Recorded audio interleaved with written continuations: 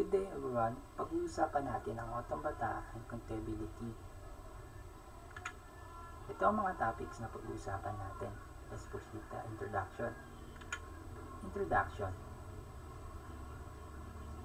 Now, baka isipin nyo agad ang automata na parang robot. Ba yan? Well, partly, yes, pero mas malalim pa.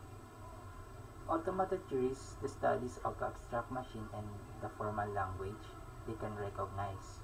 Kung iisipin natin para siyang blueprint ang computation, paano ba talaga nag-work ang computer sa pinaka-basic na level? Let me ask you, kapag nagbukas ka ng cellphone app or search sa Google, naiisip mo ba kung paano siya nagpo-process? Automata theories gives us the foundation to answer that. Importante ito sa computer science kasi dito nakabase ang compiling design, digital system, algorithm, at system verification. In short, kung gusto nating maintindihan kung paano nag-iisip ang computer, automata theory susi at syempre, hindi lang siya tungkol sa machine. It's also about computability, anong kayang isolve, at complexity, gaano kabilis o efficient ang solution.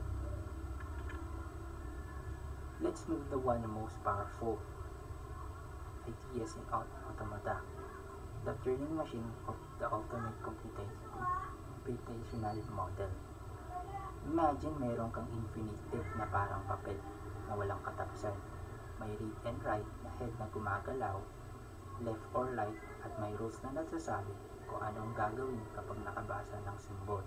Step by step, sinusulat at binabasa ng machine ang tape at binabasa na siya ng states.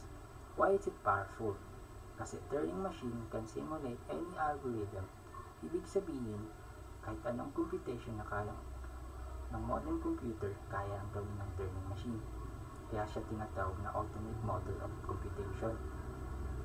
Parang chef na may recipe. Kahit anong dish, basta may recipe, kaya niyang lutuin.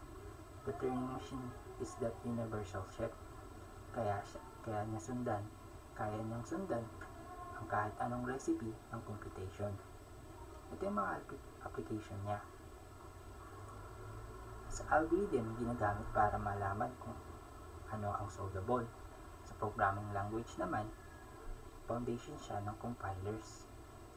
Sa AI, ginagamit siya para i-model ang reasoning, search, at decision making. Now, let's talk about disability and halting problem.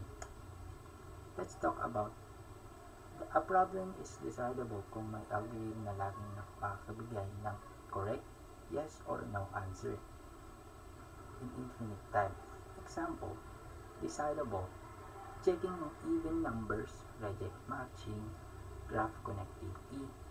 And decidable naman, kung tatakbo forever ang isang program, solving the halting problem. Ito ang halting problem. Ang tanong, if a program input will stop or run forever. Now, Alan Turing proved na walang makakasagot nito for all possible cases. Meaning, may limits talaga ang computation.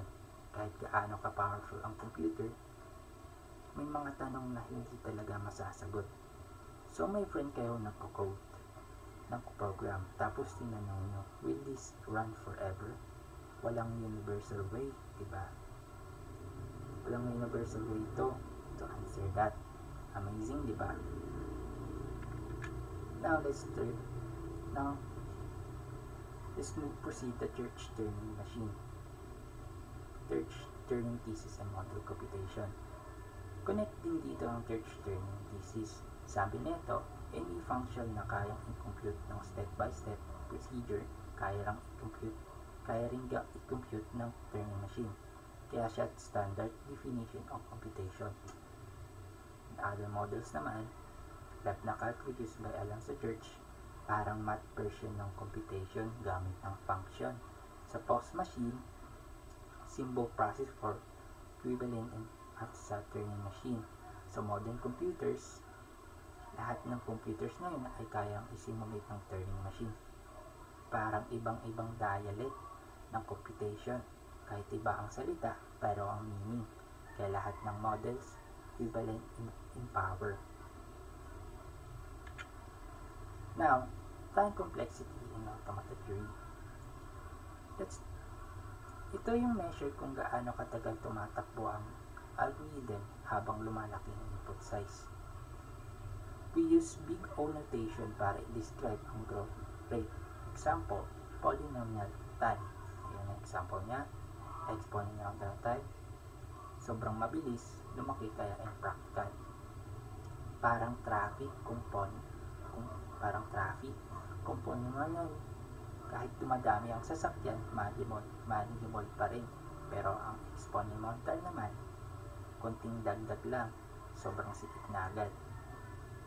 Imagine kung ang Facebook feed nyo ay may algorithm na exponential time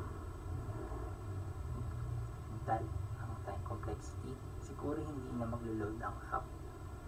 Space complexity naman tayo. Measure na kung gaano karaming memory ang ginagamit ng algorithm habang lumalaki ang input. Importante ito lalo na sa system na limited ang resources tulad ng embedded device at mobile apps. Ito yung mga example niya. Storing an array space, simple counter loop space, recursive algorithm like DFS space dahil sa call stack. Kung ang time complexity ay parang traffic, ang space complexity naman ay parang parking space. Kailangang efficient para hindi maubos ang resources. Let's move to closure properties. Regular language predicts sila closure under union, conjugation, and clean start, meaning kahit pagsamahin mo, regular pa rin.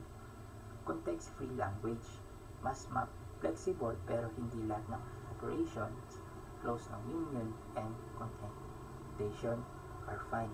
Pero in intersection, minsan hindi na. Hindi na context-free lang. Why this matters? Kasi ang closure properties tells us kung safe pa rin yung language class after certain operation. Useful ito sa compilers, parsers, at algorithm design. Lego blocks, parang Lego blocks. Regular language ay simple blocks na kahit anong combination, stable pa rin. Pero ang context-free language are like more complex pieces. Minsan, pag pinagsama mo, hindi na stable. Now, application and implication. Number 1, compiler design. Lexical analysis used for regular language. Syntax analysis used for context-free language. Grammars. Context-free grammars. AI and machine learning. Pattern recognition and NLP rely on a formal language.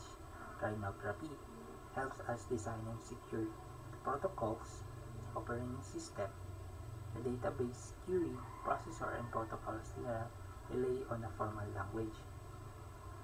So kahit abstract ang automata, advanced automata theory, may direct impact siya sa real world system. Imagine without these theories, wala tayong reliable compilers, secure apps, or even search engine.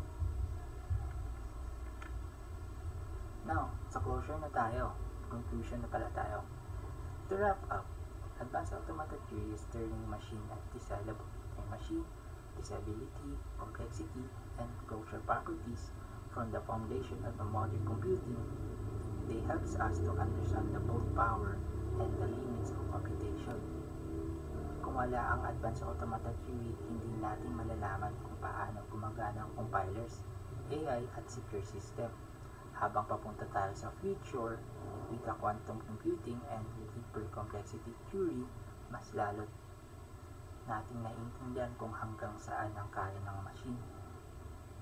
So next time, open your phone or run a program. Remember, behind the scene, automata theory is working.